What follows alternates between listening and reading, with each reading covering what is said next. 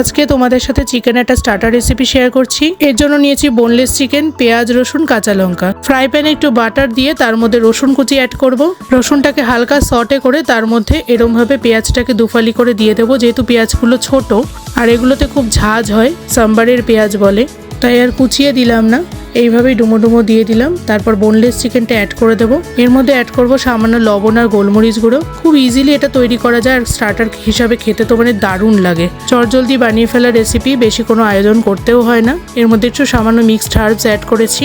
চিকেনের দুই পাশটা ভালো করে ভেজে তার মধ্যে এরকম ভাবে কাঁচা লঙ্কাগুলোকে স্লিট করে দিয়ে দেবো। এর মধ্যে অ্যাড করেছি মুঠো ভর্তি করে পার্সলে পাতা।